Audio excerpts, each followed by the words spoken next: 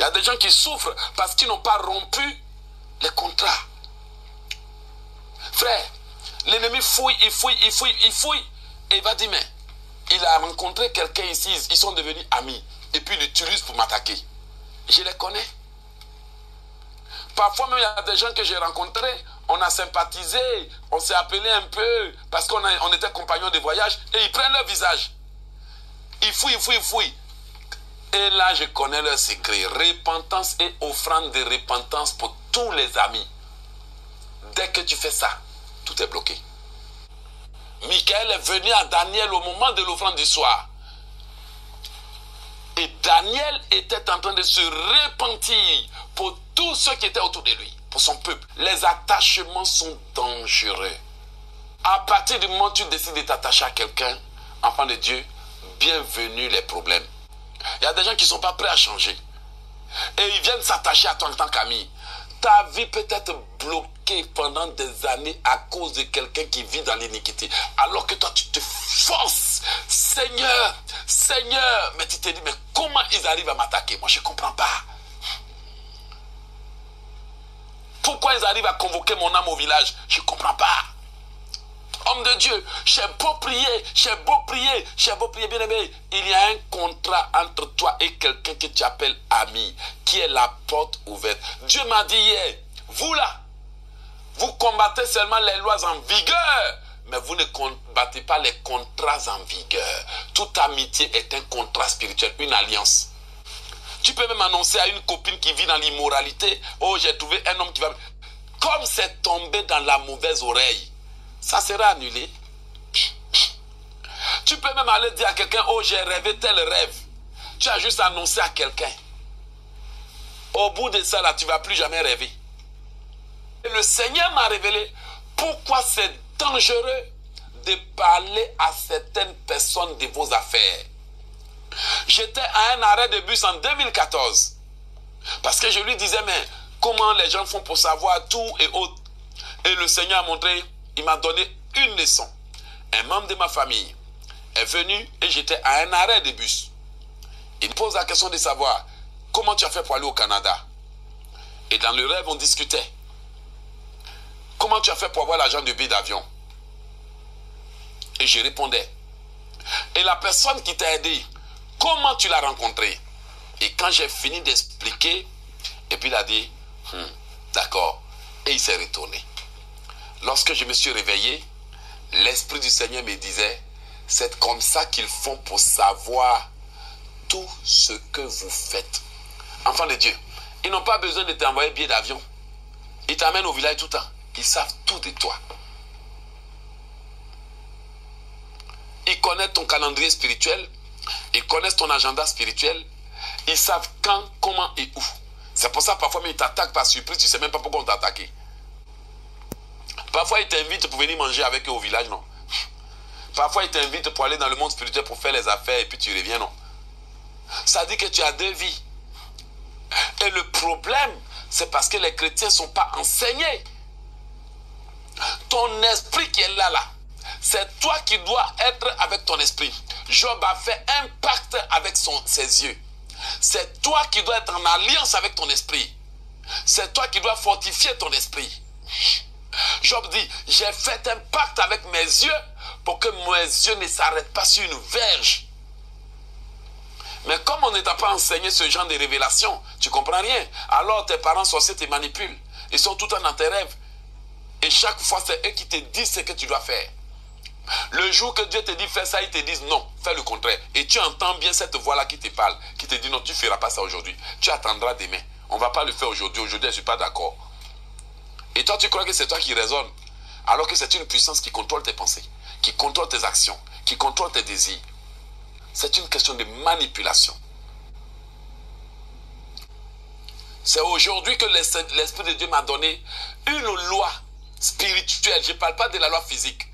Une loi spirituelle qui permet aux sorciers d'avoir accès à toi. On appelle ça la loi de la parité spirituelle. C'est l'une des lois qui leur permet, dans le monde spirituel, d'avoir accès à toi. Vous savez, dans le monde spirituel, Quand on dit loi de parité, c'est une loi qui a été créée pour permettre aux gens, pour permettre l'égal accès des femmes et des hommes aux mandats électoraux. Mais dans le monde spirituel, la loi de parité, c'est une situation que le monde spirituel crée pour avoir un accès légal à ta vie. La loi de parité leur donne un accès légal à ta vie. Donc si tu ne vas pas prier pour dire Seigneur, toute loi de parité spirituelle entre moi et n'importe quelle personne qui lui donne un libre accès, je brise par le sang de Dieu. Tu dois détruire cela. Enfant de Dieu, ça leur donne libre accès à ta vie. Toi-même, tu sais que ce que je dis est vrai. Ils viennent quand ils veulent. Ils te violent quand ils veulent. Ils te donnent à manger quand ils veulent. Ils ont une autorité sur toi que toi-même tu ne comprends pas. Vrai ou faux? La loi de la parité spirituelle. Si tu détruis cette loi de parité, c'est fini. Par le sang de Jésus, c'est fini.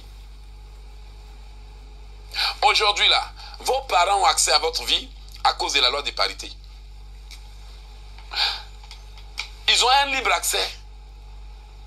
Est-ce qu'il y a quelque chose qui les empêche de venir? L'Esprit de Dieu m'a mis à cœur. C'est la loi de la parité. Il te contrôle entièrement. Et vous savez comment ils font avec cette loi de parité? La loi de parité qui agit contre nous aujourd'hui, c'est le fait d'être pareil. La parité veut dire quoi? Le fait d'être pareil. C'est le Seigneur qui me l'a enseigné. On vous a dit quoi? Qui s'assemble se ressemble. Maintenant imagine, dès que tu t'attaches à une personne, tu viens d'activer la loi de la parité. Donc peu importe tes sanctifications, tout ce que tu as fait là, tu t'es compromis comme ça. Donc, le péché de ton ami devient ton péché. L'immoralité de ta sœur devient ton immoralité. Juste à ce que tu mettes une barrière par la repentance et par des actions pour arrêter ça. Frère, le Seigneur me l'a dit. Moi, je suis un autodidacte. Je me suis auto-formé. Donc, je n'ai pas fait d'université, j'ai fait juste l'école primaire. Le Seigneur m'a accordé la grâce d'apprendre. Mais la plupart des choses que j'enseigne, le Saint-Esprit me l'apprend. Et comme le Seigneur m'a dit que c'est la loi de la parité, allez vous-même voir et puis comparer à la Bible. Qui s'assemble se ressemble, vrai ou faux? Quand un homme s'attache à une femme, à une prostituée, il devient une seule chair avec elle. C'est ce que la Bible dit. C'est la loi de parité. Quand deux personnes sont unies, elles deviennent une seule personne. Vrai ou faux? Maintenant, quand vous devenez amis, vous devenez un dans le monde spirituel. Donc, cette loi de parité, l'ennemi va utiliser maintenant la vie de tes amis pour te détruire. Rien qu'à cause des attachements émotionnels, les contrats. Quand on parle de la loi de parité, on parle du caractère d'un nombre pair. On parle d'une représentation d'égalité. Le simple fait de t'attacher à un ami dont tu ne connais pas sa vie. Le rapport d'égalité, des similitudes entre les deux choses vont s'établir. C'est pour ça que dans l'amour, il y a une loi de parité. Une fusion qui permet de ressentir les mêmes émotions, d'avoir les mêmes intentions et les mêmes actions et les mêmes réactions. À partir de là, si tu as commis le malheur, tu as commis l'erreur de t'attacher à une personne qui a une mauvaise fondation, frère, tu vas subir les conséquences de cette loi de parité. C'est-à-dire que dès que tu prends tes dons, tes talents, ta belle vie pour aller t'attacher à une personne qui est remplie de poisses, de misère, tu n'as pas demandé à Dieu quelle est la fondation de son sang, quelle est sa vie. Mais bien aimé, ta vie s'écroule exactement.